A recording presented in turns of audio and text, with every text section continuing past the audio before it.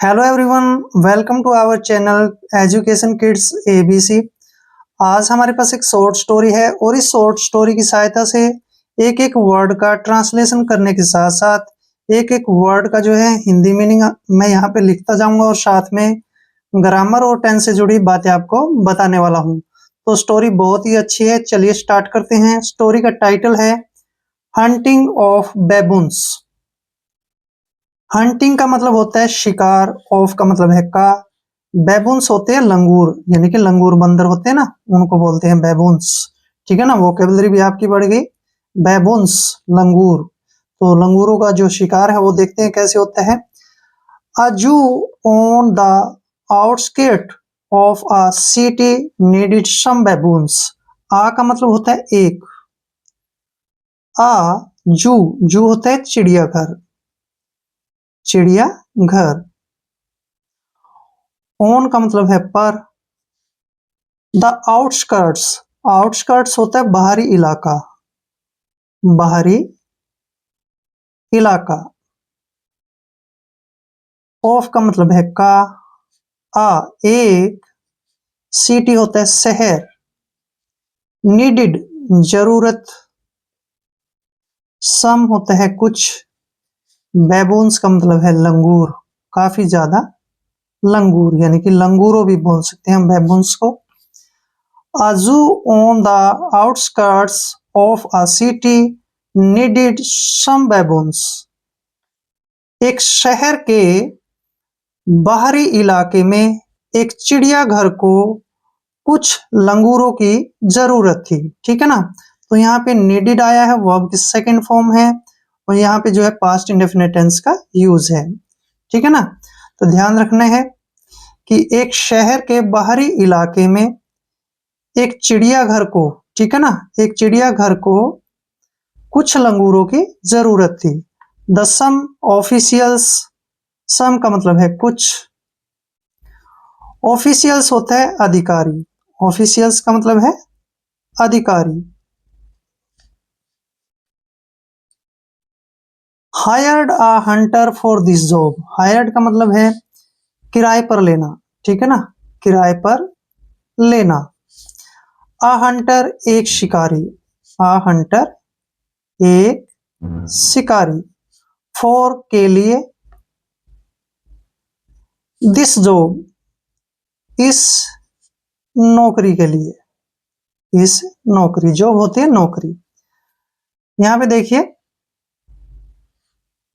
The some officials hired a hunter for this job, कुछ अधिकारियों ने एक शिकारी को इस नौकरी के लिए किराए पर रख लिया। ठीक है ना, क्लियर। तो यहाँ पे हायर्ड आया है, हायर्ड वर्ब की सेकंड फॉर्म है तो पास्ट इंडेफिनिट टेंस का यूज है। The Hunter asked for a shake a gun a फायंस dog.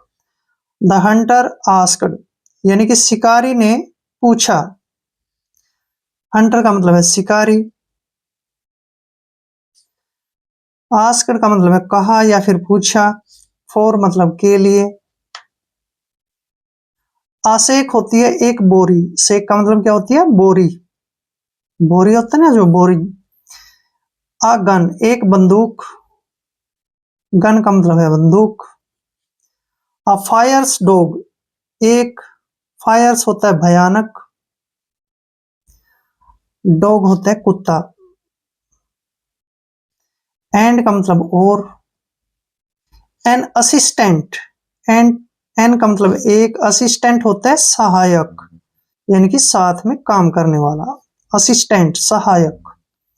The Hunter asked for a shake, शिकारी ने कहा, ठीक है ना, किस चीज के लिए, आसेक एक बोरी के लिए, अ गन एक बंदूक, और अ फायर्स डॉग एक भयानक कुत्ता, एंड एन असिस्टेंट और एक सहायक के लिए कहा। शिकारी ने एक बोरी, एक बंदूक और एक भयानक कुत्ता और एक सहायक के लिए कहा। किसको कहा, ऑफिसर को। ठीक है ना, आगे देखते हैं। The Hunter reached that part, the Hunter मतलब शिकारी, रीच्ड पहुंचा, वो आपकी सेकंड फॉर्म है और पास्ट इंडेफिनिट टेंस का यूज है। दैट पार्ट, उस हिस्से पर या उस भाग पर, ठीक है ना, ऑफ द जंगल, जंगल के, ऑफ द जंगल का मतलब है जंगल के। The Hunter reached that part of the jungle, शिकारी जंगल के उस भाग पर पहुंच गया, ठीक है ना। रीच्ड वर्ब की सेकंड फॉर्म है, पास्ट इंडेफिनिट टेंस का यूज है। Where there were numbers baboons, where का मतलब है यहां पर जहां लगेगा। There were numbers of baboons, जहां पर लंगूरों की संख्या थी, ठीक है ना, लंगूरों की काफी संख्या थी। नंबर्स का मतलब है बहुत सारे, वर मतलब थे, नंबर्स बहुत सारे, बैबून्स का मतलब है लंगूर, बंदर। वेयर देयर वर नंबर्स बैबून्स, जहां पर बहुत सारे लंगूर थे। ही ऑर्डर्ड हिज असिस्टेंट, ही का मतलब उसने, किसने, शिकारी ने। ऑर्डर्ड आदेश दिया, आदेश दिया। हिज मतलब अपने, असिस्टेंट सहायकों को, असिस्टेंट का मतलब है सहायकों को। ही ऑर्डर्ड हिज असिस्टेंट, उसने अपने सहायकों को आदेश दिया। Look I am climbing this tree, look मतलब देखो, I am climbing this tree, I का मतलब है मैं, एम हूं, क्लाइंबिंग चढ़ रहा, ठीक है ना, चढ़ रहा, क्लाइंबिंग होता है चढ़ रहा। दिस ट्री इस पेड़ पर, इस पेड़ पर।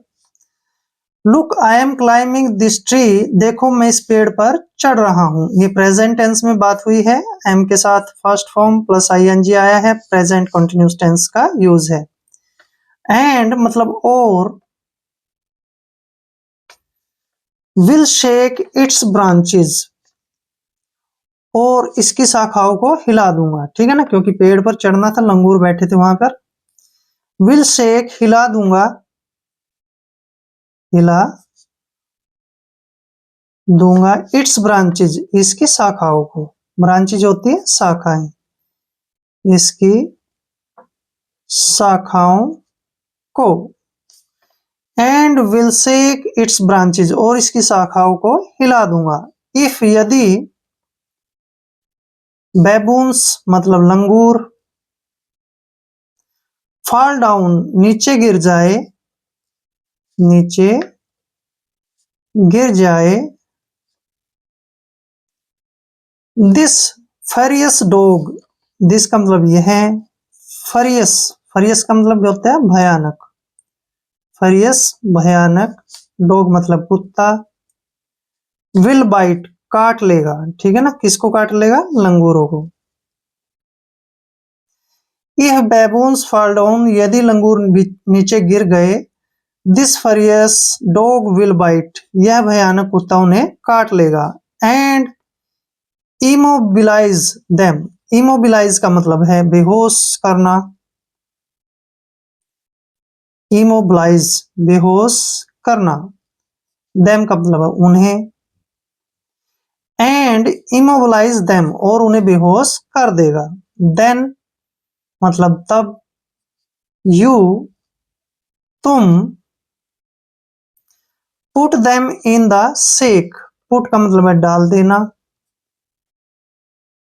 डाल देना, देम उन्हें, इन द शेक बोरे में, बोरे में। ओके का मतलब अच्छा। Then you put them in the shake, तब तुम उन्हें बोरे में डाल देना, शेक का मतलब है बोरे में। ओके मतलब अच्छा। सेड द असिस्टेंट, सहायक ने कहा, सेड मतलब कहा, द असिस्टेंट सहायक ने। बट का मतलब लेकिन। व्हाट अबाउट दिस गन, इस बंदूक का क्या करें, व्हाट मतलब क्या, अबाउट दिस गन क्या करें, ठीक है ना, इस बंदूक का क्या करें, गन मतलब बंदूक, बंदूक। But what about this gun, लेकिन इस बंदूक का क्या करें। ठीक है ना, ये प्रश्न किया असिस्टेंट ने। Just in a case, just in case यानी कि इस स्थिति में, जस्ट इन केस का मतलब है इस स्थिति में, ठीक है ना। आई फॉल डाउन, मैं नीचे गिर जाऊं, किसने कहा, शिकारी ने, ठीक है ना। आई फॉल डाउन, फॉल का मतलब है गिरना, डाउन का मतलब है नीचे। फ्रॉम द ट्री, पेड़ से, ठीक है ना, फ्रॉम द ट्री, पेड़ से।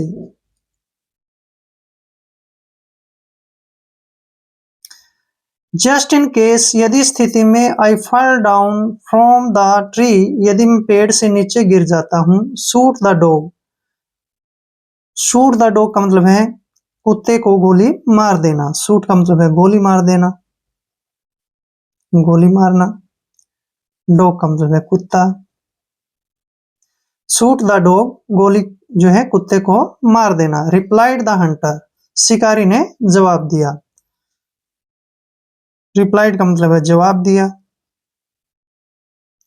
द हंटर मतलब शिकारी ने, ठीक है ना,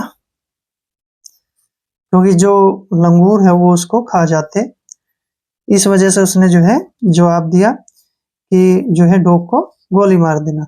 आई होप इस वीडियो में जो है मैंने आपको काफी सारे वर्ड मीनिंग समझाए हैं और साथ में ग्रामर और टेंस से जुड़ी बातें बताई हैं। आई होप वीडियो आपके लिए काफी हेल्पफुल होगा। अगर आप चैनल पे नए हैं तो चैनल को सब्सक्राइब कर लें। मिलते हैं नेक्स्ट वीडियो में। जय हिंद, जय भारत।